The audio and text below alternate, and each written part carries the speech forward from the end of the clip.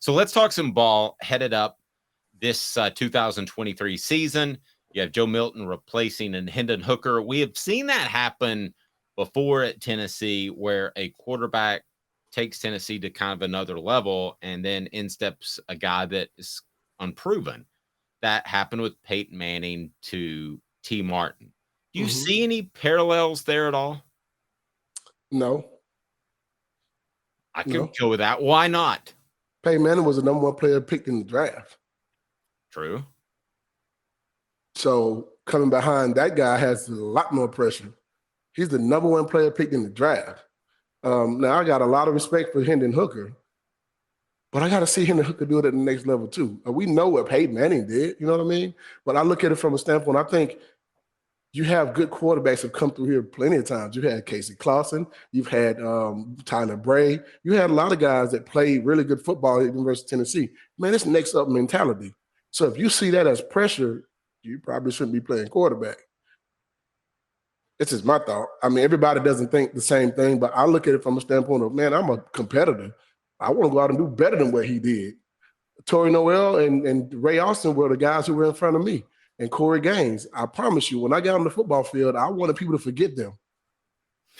That by playing the way I played. That's my thought process. Everybody don't think like me, but I'm very competitive. When I walk through that room and when I'm walking on the football field, I want you to know I'm the best safety done played on that field. That's my thought process. Now, there's some guys that are better than me. Eric Berry was amazing. So is Dale Carter and also Deion Grant. But I think I can hold my own with anybody. And when those guys left, I was like, it's my time to show what I can do. Plain and simple. Yep. It's kind of the whole corporate thing. You always want the CEO that replaces you to basically be a massive failure. It makes you look a little bit better in retrospect, right? Yeah, it does. But it's, for me, it's like, I remember the guys telling us back in the day, and it was part of Tennessee culture, right? It was one of the reasons why we won. If you were a senior, leave your position in a better place than what it was when you got it. So you teach the guy behind you everything you know so he can be better than what you were. That's the whole thought process of trying to keep the program going in the right direction and also keeping your winning program together. That's part of culture, period. That's your locker room. That's on the football field. You teach those guys the right way to do it so that they can understand, hey, man, this is how you do it, but you add your own to it to make it better. Yep. So, Fred, building off that, would you say that T. Martin, because I had a joke in the first segment, I'm like, I wonder how Peyton Manning feels if they won the national title after they left. But do you think that's do you think that's actually a good representation of Peyton Manning's legacy, that he left the situation for the quarterback situation better than when he found it, even though he wasn't there to win the national title? He left the university in a better place, period. When Peyton Manning signed on as a quarterback at the University of Tennessee, and his freshman year, you think they got the number one recruiting class without Peyton Manning? You think some of those top 5 receivers would have came to Tennessee if Peyton Manning wasn't the guy who signed on the dotted line? He created a whole windstorm of talent coming to Tennessee. I mean, you listen to Jamal Lewis and I talk to him all the time about this. Jamal Lewis thinking to himself, I'm coming in and Peyton Manning as a quarterback. You can't stack the box. He created a lot of things for University of Tennessee to be better and us to be able to win a national championship. And we also saw perfection from a guy every day and his hard work and leadership. So, yeah, I think he left the university in a way better, not just the position. I'm talking about the university as a whole because of what he did and coming back to the University of Tennessee his junior year to play his senior season. I think all of that makes a sense of how we won a national championship. That 1995 team, we talk about the big uglies with Mercedes Hamilton on the Celebrate 98 thing. We talk about how the offensive line was the leaders of the group. Mm-hmm. You had Bubba Miller, Leslie Ratliff, Jason Lehman, Jeff Smith. All those guys were the leaders on the football team, but they set the tone too. Those are the reasons why we won championships. We won championships because of the culture. We won championships because of those guys giving everything they had and showing you the way. And if they gave you any instructions, you just followed them. And I think those are the things that help us win. We didn't win the championship just because we were so great in 98. Hey, man, we learned how to be winners from 95 all the way through 99, And I think Peyton, and to answer that question, do I think Peyton was how he felt? Man, he was so happy for us. Terry Fair, Marcus Nash, Joey Kent, all those guys were on the sideline when we won a national championship. Yep. No, I didn't know that. That's true. That's true. They were so happy for us. Let me ask you this, Fred. So somebody told me within Tennessee's football program that if Joe Milton was even thinking about slacking, that when Nico showed up on campus, that there was no slacking because it was obvious he was good enough, that Nico was good enough to push somebody. Mm-hmm. How does that sentiment strike you? I mean, that should be your mentality anyway.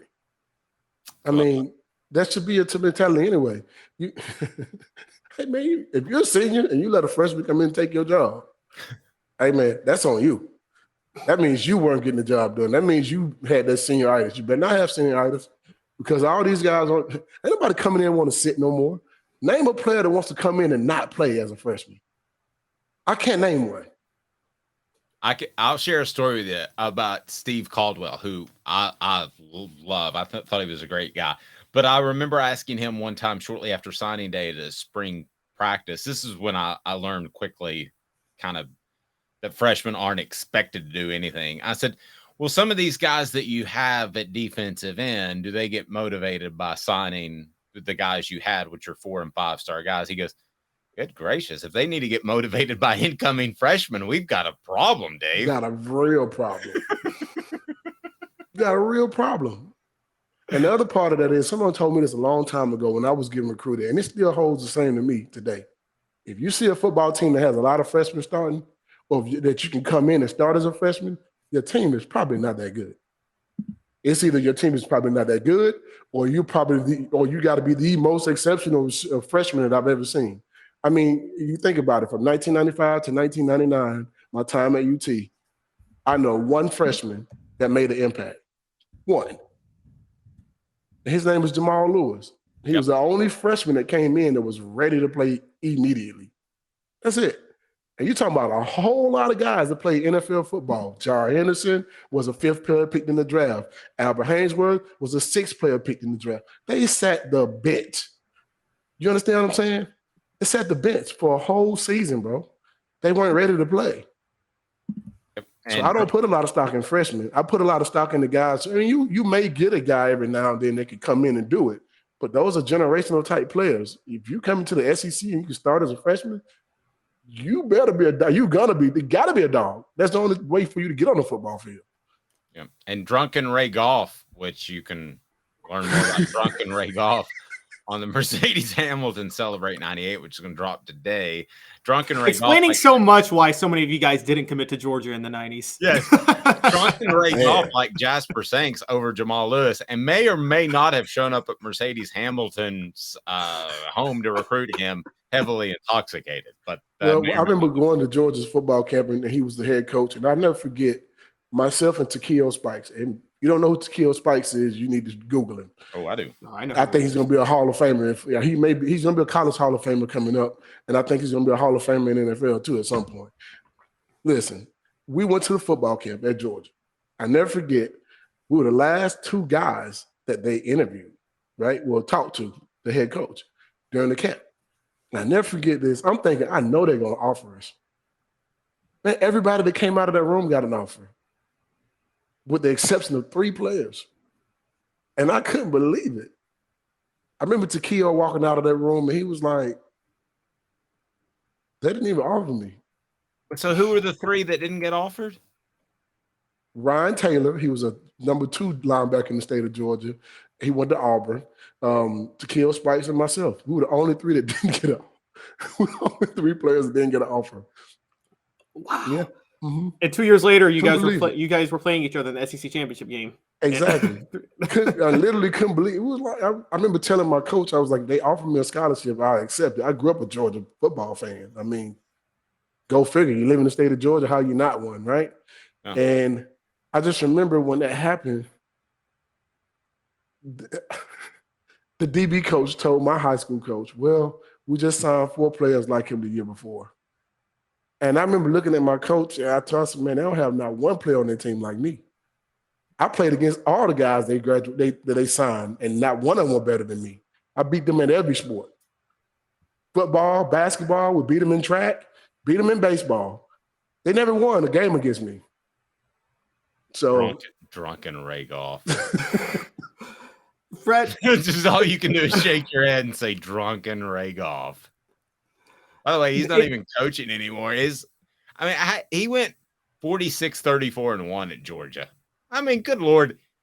Fred, you and I could assemble a football coaching staff and go slightly above 500 tomorrow at Georgia. With the players he had on that squad, on those teams, absolutely. Our record would be better than that, for sure. Drunken Ray Goff. But I'm happy. I'm happy I didn't go to Georgia. Thank you. I appreciate you, Ray Goff. Yeah, you'd be like playing against this Jasper Sanks guy in practice. Thank goodness I don't have to play against Jamal Lewis because drunken Ray Goff didn't really want him. What the H?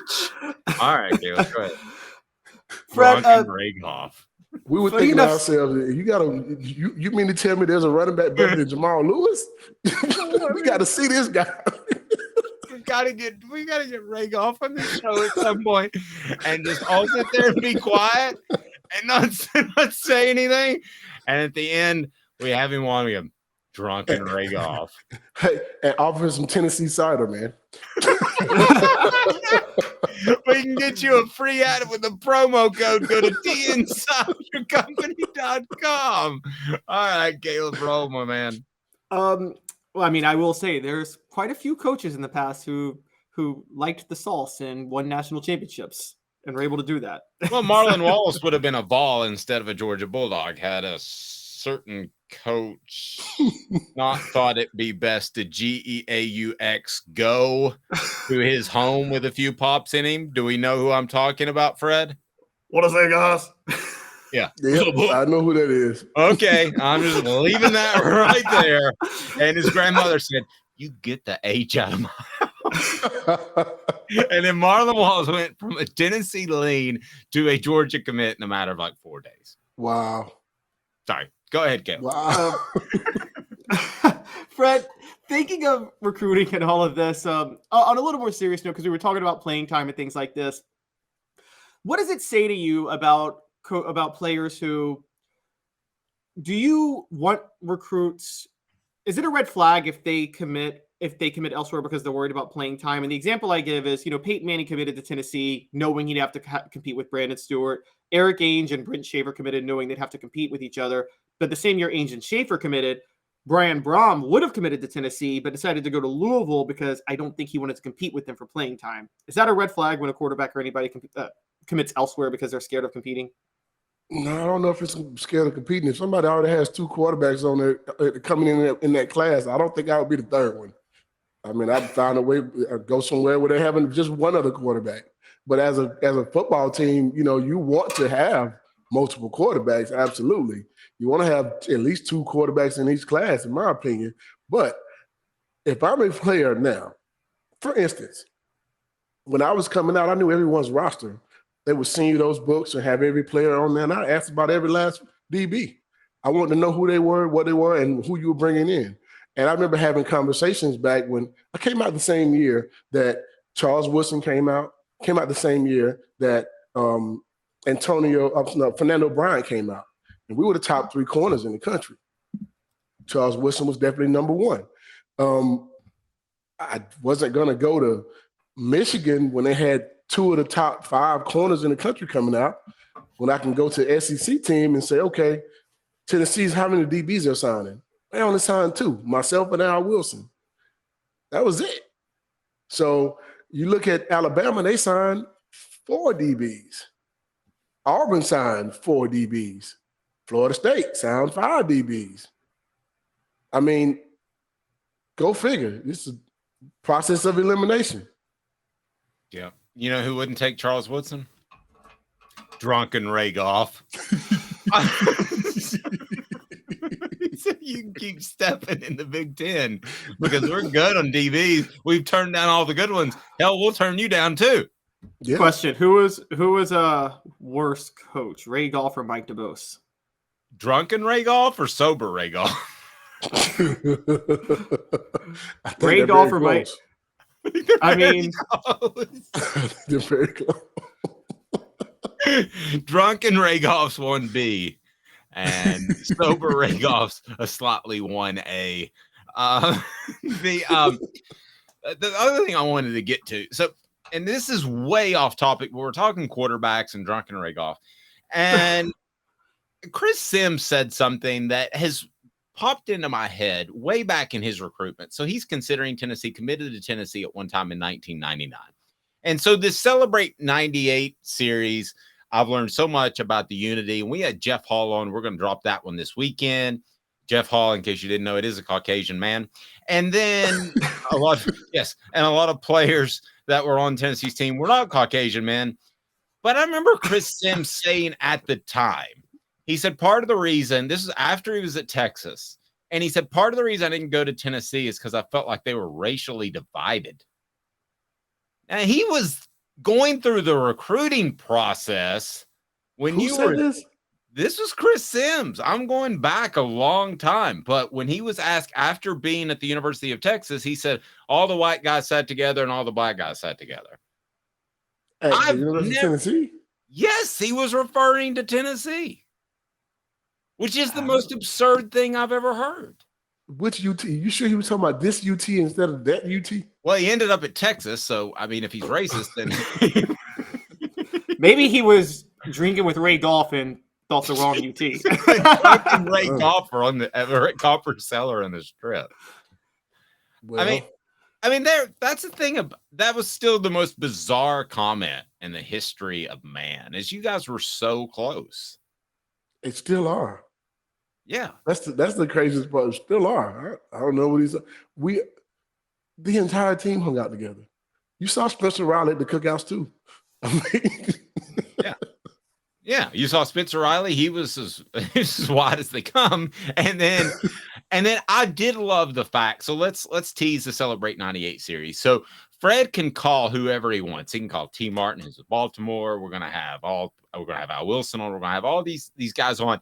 And he specifically wanted Jeff Hall as a kicker, who Caleb reminded me was a captain for that team, which for a kicker is extraordinarily rare. And then during the discussion, and we'll drop that this weekend, Jeff talked about how he ran 110s with you. Mm-hmm. Man, I didn't know it. Jeff Hall was not your average kicker, Fred, and that's why you wanted him on the series, which was awesome. Well, I want him on the series because he's my teammate and he's my brother. And this Celebrate 98, he's part of that team. And he's a clutch key part of that team. Without his kick against Syracuse, we don't win the game. We don't win the national championship without that. That starts the season off. He kicks the field goal against Florida that puts us, up in overtime to win that game. I think those are things that, he's a legend in my book because he was our kicker. And how many times do you vote a kicker to be a captain? Well, that's my point. You understand what I'm saying? How many times do you vote a kicker to be a captain? Yeah, 25 years from now, if I'm doing Let's Do 22, Chase McGrath is not going to be on the group of guys, the list that I'm going to interview. Sorry. I understand. I mean, but Jeff he had a personality. He was our teammate, and he was one of us. He was. Yeah. And one of us. I love that he said, I got around the offensive linemen and I realized I wanted them to be my friends. That's probably your first good move. Well, because for one, they got to block for you. Somebody blocks your kick. Yep. And they got to know that you're willing to go in and put in the work and do the same thing they're doing because they're out there grinding it every day and every play of each game trying to, get extra yards and get yards. And all they want you to do is kick the ball between the uprights. Yep. I didn't get a chance to tell you this, but Jeff ran the 110s. For those that don't know, you run 110 yards, and then you've got how long of a break in between? 30 seconds. 30 seconds. You run 110s again, 110. So you run 10 110s is how the drill usually works. Jeff texted me last night and said he was actually faster than you. If you believe that, I got some oceanfront land for you in Idaho. And in Lithonia. But he was probably the most athletic kicker in modern day Tennessee football history. I mean, Jeff was an athlete, man. He worked out hard. I mean, we didn't expect for him to work out like he did, but he did. I mean, So what you're saying is that was impressive. What you're saying is if he's out on the strip by himself and a regular fan starts a fight with him, he could win the fight. If a regular fan started a fight with Jeff Hall, they better hope nobody else on the team sees it. Yeah, I'd be more worried about the second wave coming. Led by Fred White is what I would be. They better hope nobody on the team sees it. You touch Jeff Hall, you want to. It's not going to go well for that dude. All right, Fred, if people need insurance in the Georgia area, you're going to expand to Tennessee pretty soon. But if people need insurance, how do they get in touch with you? Because they'll be in good hands. Well, you can give us a phone call at 770-381-0367. You can also look us up on every social media platform there is: Twitter, Facebook, Instagram. Just search for Fred White Allstate, and we're there. Google us. We're there as well. You can actually do your own quotes online without even talking to us. We're willing to help you do anything we can help with, educate, give you answers on things you may not know, even if you don't go with us. Our whole goal is to make sure that you're educated when you leave our office or when you leave from talking to us. We want to be able to help, and definitely you'll be in good hands. Just like Benson Scott had good hands for holding that ball for Jeff Hall. I saw that over there. That's my buddy too. That's true. And he has a son that plays some baseball that he's going to be really good. Jeff or Benson or both? Benson, both. Jeff's kid's a little younger, but Benson's son is going to be, I think he's a UT commit. Mm-hmm. Yeah. Okay. Well, good stuff. Yeah. And then you always got Bobby Scott, who's fantastic, who gives great insight to football, but starts every answer to a question with, well, you know. Leave Bobby alone, man. I love Bobby. Explain relativity, Bobby. The theory of relativity. Well, you know, E equals MC squared. And I mean, his answers are always great, but he starts it with, well, you know. I had great stuff.